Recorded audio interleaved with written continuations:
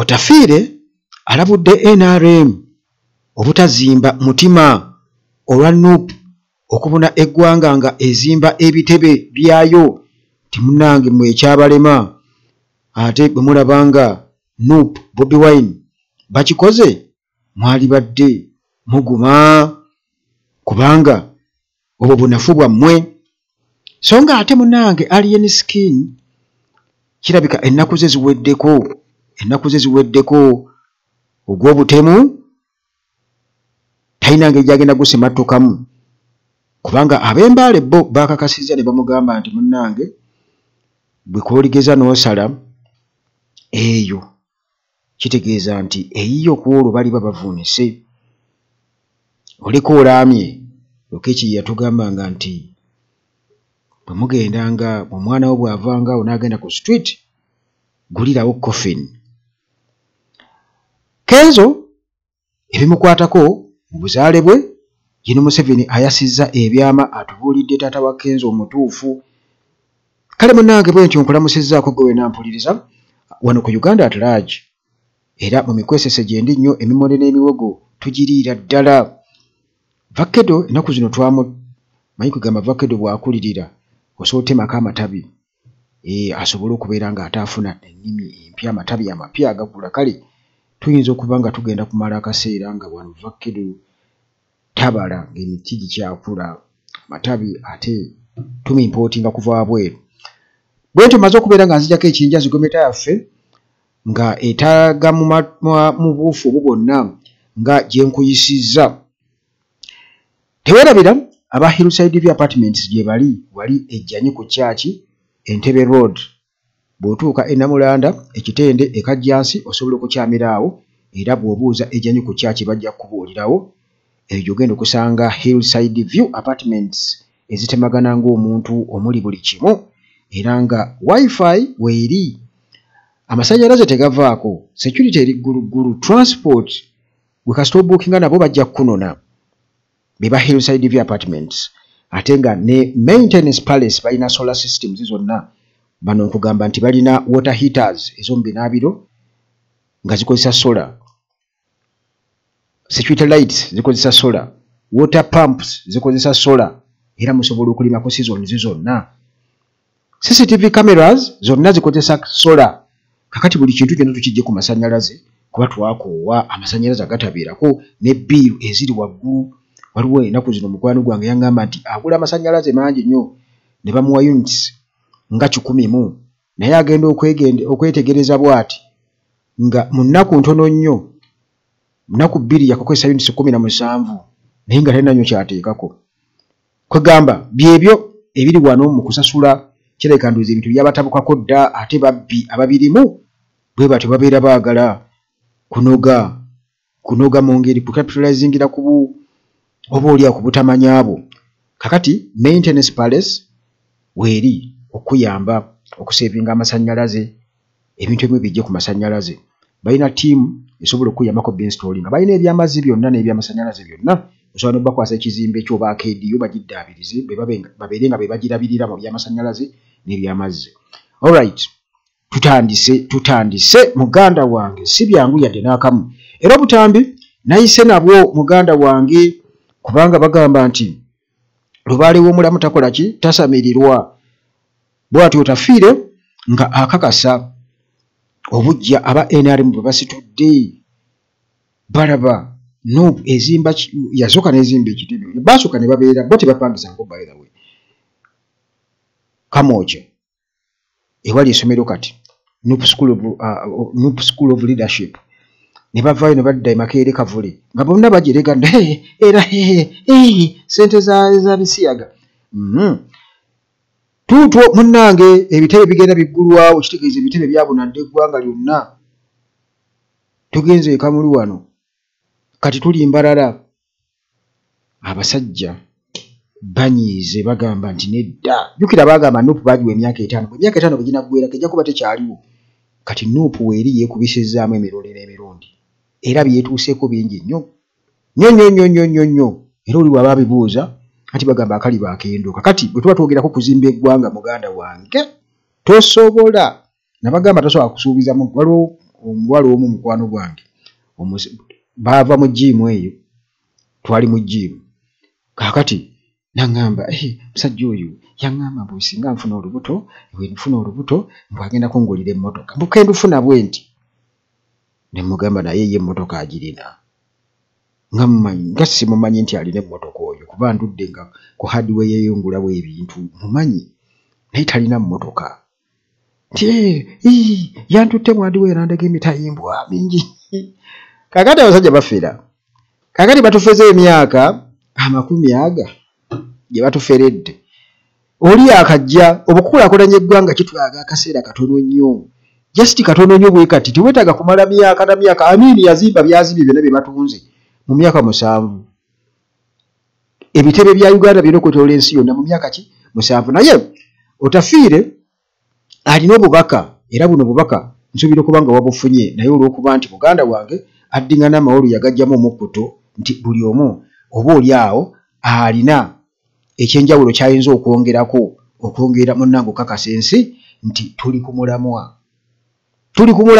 gye tulaga tukola ki tulabayo Katonda n'ag'ekkanisa waliwo ekigambo Kyagulanyi tasaanidde okuggulawo ebitebe buli liteeka lya Katonda ery'ensi n'ery'ekkanisa oba ekereziya n'oba omuzikiti era egamba nti Kyagulanyi tasaanidde okuggulawo ebitebe mu nsi ng'alina layisinsi ya political party kimenya amateeka Kyagulanyi okuggula ofiisi Kyagulanyi okuggulawo ofiisi Mbarara Jinja Mbale tekimenya amateeka ddembe lya FDC mwabayenere muri bagayaavu temwagala kukola muri kwekwasa Kyagulanyi namwe mugulewo ki ebyammwe temuganda namwe mugulewo ebyammwe namwe mukole ki muvuganye nolero Kyagulanyi aguddewo okola ki oli otudde nga Kayinda alinga ekyayi Kyagulanyi agenze Mbale ndi nkutakalingiri ate talike kuyomba Kyagulanyi tewali teeka ereganya Kyagulanyi okuggulawo ki ebitebe oba lya Katonda oba lya muzikiti oba lya kanisa oba lya kereziya oba lya ggwanga Kyagulanyi alina layisinsi y'okuoperatinga political party n'okuggulawo amatabi Otafiire nga minisita owa internal affairs alabika alina omulimu munene nnyo ogw'okumatiza bakamaabe si bakamaabe kireka bakamaabe n'abo abamuli wansi nti bannange temuzimba mutima eyakusinze aba yakusinze ate omuntu bw'aba ayogerako leka kumusiba busibi opposition muleke gikwata gisiba olw'okuba boogeddeko olw'okuba bagenza okudemonstratinga naye kati kino kyatulema okutegeera fuwana Uganda kubanga ye ayinza okkinyonnyola ndowooza okwekalakaasa okw'emirembe okukkirizibwa mu constitution in fact ndowooza ye yakakyogerako yekka kubanga poliisi ng'esinziira mu Public Order Management Act kirabika buli kimu tebakikkiriza wano naye Otafiire munnange bw'atu ye atugamba nti okwekalakaasa kuli mu mateeka era opposition mugireke yeekalakaase. Don't beat opposition. No. Deal with errant citizens. There is a difference. That's why I tell the opposition, when you want to do demonstration, that is legitimate. But when you do riot, then we shall also become rioters. Demonstrate, don't riot. Deal with bad conduct. So tell Kyagulanyi, tell Besigye, tell I don't know who the other one can say. If you want to do your meeting, don't do it on the street. Don't do it in the market. Don't do it in a school. Don't do it show him where to go. Say, if you want to make noise, go to Kororo, go and jump up and down. When you are tired, you go home. Twalaba wano nga Anita Among ensi yonna emwesaba accountability nga twogera ku ngeri gy'asaasaanyamu ssente z'omuwi w'omusolo mu palamenti nga era olwo bwe yatugamba nti mu palamenti ssente ziri eri bawugiramu mpugire mbu ssente ziri mu palamenti naye ng'ewala yonna teri ssente naye nga mu palamenti gye ziri simply because General Museveni aziteekayo asobole okugulirira ababaka okitegeera kakati mu kaseera ako abantu bagezaako okwekalakaasa okw'emirembe naye mwalaba engeri gye baayiwa amagye temukola mutya. Era waliwo n'abasawo baali basomesa abaali bagezaako okugenda mu palamenti okutwalayo ekiwandiiko kyabwe nga beemulugunya, ne babakubamu ttiya gaasi ne babayisa bubi nnyo nga tebabakkiriza kugenda ku palamenti. Kale kwegamba mu mbeera efaanaganako bw'etyo eragira ddala kwegamba ensi mwe tutambulira efugibwa amagye ku mudumu gw'emmundu ewatali nfuga etambulira ku mateeka, nga ne ssemateeka yennyini baamusokoolasokoola dda kati yafuuka skeleton, nga ne buwaayiro obulimu obutonotono bwonna busigalidde kubeera nga bukyusibwa bugendere ku bigendererwa bya bannaffe. Essaawa eno twogera ku bigendererwa bya General Museveni ne mutabani we Muhoozi Kainerugaba. Kakati olwo abo bakiwumyemu omutwe nti bapulaaningira na bali abalala abalijja, kubanga baagala tutwala mu bufuzi obw'ensikirano.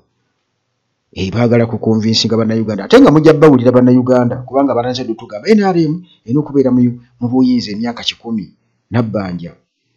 Ennaku zino mumulaba tayagala kulabisibwa yadde n'akamu nti n'omuvubuka ono Mwesigwa yakavaayo okwogera ku ddwaliro ly'e Mukono olweri yalagidde dda bamukwate era n'akwatibwa, naye nga bye yayogedde yalimbye eki Mukono yatuuse ne bamuwa obujulizi. Nabbanja tanneetondako Kayunga ne bategeka nti kabaka tekyabadde kibakuba wala nnyo oxygen plant okubeera nti ebadde tekyakola. Kakati ekyo Nabbanja jjukira nti abo bagagawalidde nnyo mu sisitimu eno.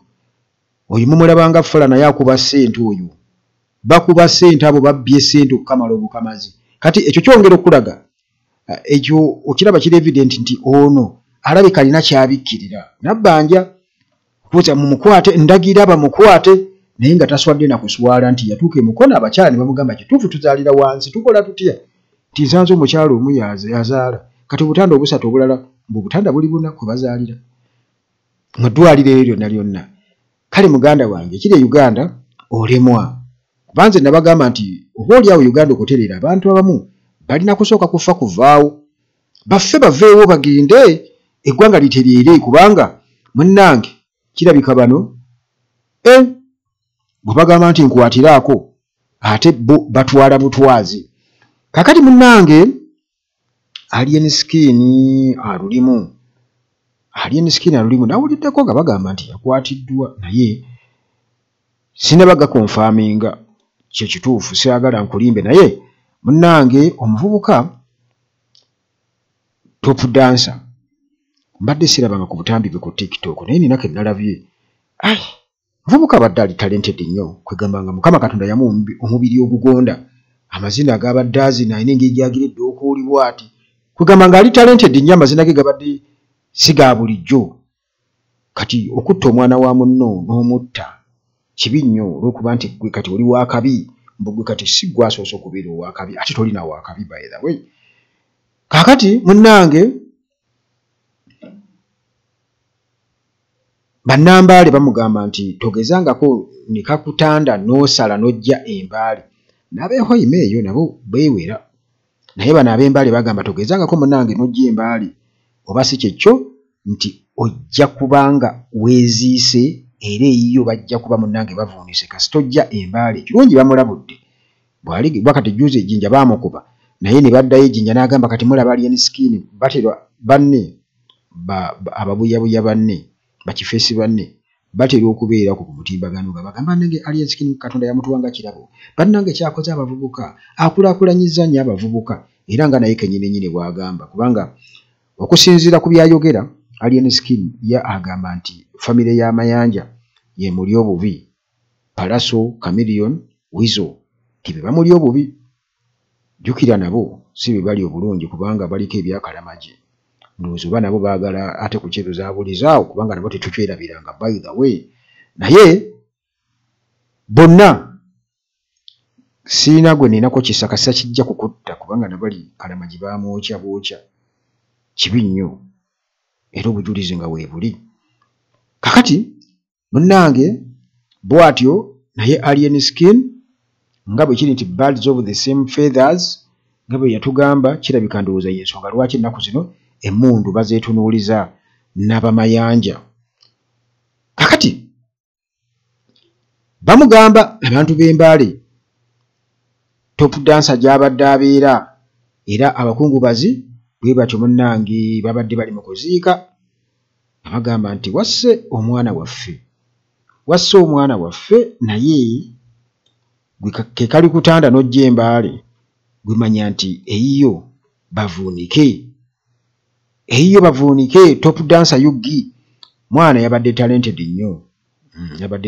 nnyo era munnange bagamba nti ba Fangon Foot Soldiers bano mu kukola effujjo eryavuddeko okufa kw'omwana ono gwe baakuba top dancer Yugi ne bamutta.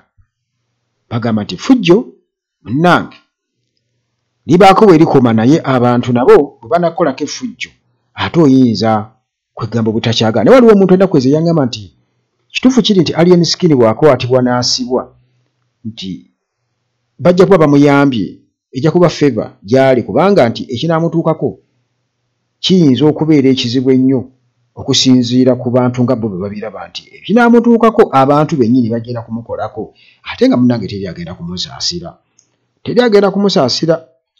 Nze mujjukira mu kaseera kali nga ali mu lubiri nti abafango ni muwanike kitaasa mmwe n'asindika bakifeesi be ne bakuba abantu mu lubiri. Saalaba nti Bakatikkiro yakyogerako obaani ne namuwulira agamba nti agenda batabaganya ne Palaso, naye kyali mu lubiri tebakola ki, tebakyogerako. Ekyo kyali serious nnyo. N'atugamba nti ate mu campaign kigenda kusukkamu, bali mu kubala ssente za campaign eza security. Era ne ku nomination za General Museveni baaliyo Kololo nga bayimba anti baprotectingibwa magye, poliisi, afande Ddamulira biba birimu. Kaakati obulumi bw'amaanyi nnyo, abantu bajja kubulaga. Ekyo kyo njagala okukakasa nti abantu bo bwe kijja kukola obulumi bajja kubulaga, ate era bajja kukolako muganda wange. General Museveni atugamba nti atunnyonnyodde ku bya Kenzo era nga ono munnanga atugamba nti mwana wa mulwanyi. Ekintu Eddy Kenzo kyabadde ndowooza yakumanga ekyama oba yageeta bugesi General Museveni asobole okusembera ku lusaniya tetumanyi, kubanga abantu babikubyemu ebituli, kubanga already Kenzo abadde nga atwanjulira kitaawe mulala ebbanga lyonna era nga yeefuula simanyi akaana kambaata n'ebirala byonna, n'atuwa ne story ya kitaawe mu kubonaabona ku street. Kakati munnange bino nga bwe biri mu kwewuunyisa, General Museveni munnange bw'atyo yatuwadde kye bayita surprise revelation era nga yabadde atubuulira obutuufu bw'obuzaale obwa omuyimbi Eddy Kenzo era nga ono munnange presidential advisor era nga presidential advisor ku biyiiye ndowooza, ate era nga ye president wa Uganda National Musicians Federation UNMF Edirisa ye bwate bwakiwandika Edirisa nekiri Idris Musuuza Eddy Kenzo. Kakati munnange Eddy Kenzo nga ebintu bibadde tebimutambulira bubi naddala mu kisaawe ky'okuyimba nti awangudde ku zawaadi.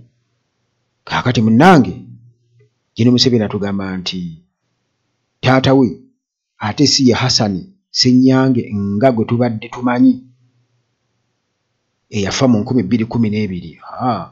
Museveni bw'atyo atugamba nti taata wa Edirisa Musuuza omutuufu ye Chefe Ali era nga ono munnange yali omu ku ba high ranking commanders mu National Resistance Army NRA oluvannyuma yafuuka UPDF. Kakati munnange nga tanaba kufa 1999 Chefe Ali ono mbu oba Chief Ali naye ffe tujja kugamba nti Chefe Ali kubanga bwe tutyo bwe tukisoma bwe tukiyita mu lulimi lwaffe kubanga buli kintu tulina okubeera nga tukigandawaza. Kakati munnange nti ono amannya g'amatuufu ye yali Elia Mwine era nga nti yakolako ne ba UPDF chiefs abalala nga era nti yakomandingako divisions 3 ez'enjawulo.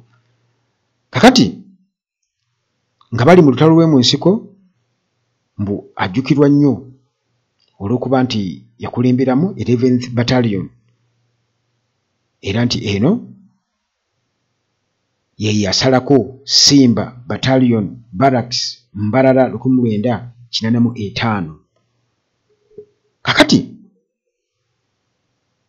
munnange ono mu kubeera awo nga Gen. Museveni bw'atugamba nga babadde ku launch babadde ku launch wano eya album eya Yoweri Music album eno compilation y'ennyimba nyimba nyingi bazigase wamu aba UNMF ba producers wamu n'abawandiisi Producers and Writers Association okwetoloola eggwanga. Jjukira nti abo balina okukungaanyawo akasente naawe okimanyi Gen. Museveni asobole okubeera nga akabawa ennyimba eziwaana Gen. Museveni. Kakati bw'atyo Gen. Museveni yagambye nti Kenzo mutabani wa musirikale era nti Kenzo yabimugamba nti Chief Ali oba Chefe Ali nti yamuzaala. Kati munnange era n'amubuuza baganda be abalala information oba yali agyogeddeko oba akyagikwekereza. Kenzo tetumanyi lwaki oba akwekereza information eyo naye nga munnange bwe kityo bwe kiri nti kitaawe yooli si yoono ate mwe mubadde mumanyi. Kakati bw'atyo n'amugamba nti alina okubeera nga aleeta n'abalala abaana ab'omugenzi Chief Ali era Museveni bw'atyo n'alabagira ddala nti abaana ddala bamufaananira ddala omulyo gwe yali amanyi gwe baalwana naye mu nzigo. Kakati munnange Kenzo yatugamba ku famire ye 215 era abadde atambulira mu ambulira ey'okusaasirwa yali ku NTV nzijukira nti taata we ye mugenzi Hassan Ssenyange era n'atubuulira famire y'engeri munnange gye yabeerako awo nga tebalinaako bikaluba tebalinawo waka we bali era kitaawe Ssenyange bwe yamala emyaka 2 nga asula wansi wa muti Kenzo yagamba kitaawe mu kiseera ekyo yeefuula omulalu naye teyali mulalu naye olw'okuba nti yali talina mulimu ate nga tasobola kubeera nga obaolyawo afuna ssente ezisasula ennyumba ey'okupangisa. Kati n'asalawo okwefuula omulalu nti yamala emyaka egyo ng'asula wansi wa muti. Ti maama we yafa, maama we amuzaalira ddala biological mother yafa nga Kenzo alina emyaka 5 be yali atugambyeko. Naye Gen. Museveni bw'ati munnange atubuulidde nti taata wa Kenzo y'omu ku abo abalwanyi ndowooza y'ensonga lwaki bw'atyo era balina okukakasa nti abeera awo bw'atyo. Kati embeera munnange bwetyo bweri byonna byamatwongera kubeera nga tubifuna bufunyi era wano ku Uganda Atlagi munnange kwe tusinzira okubeera nga tukutuusaako ebyo byonna. Tusisinkana ate mu mboozi zaffe eziddako wano ku Uganda Atlagi nga bulijjo. Mukama Katonda akuume.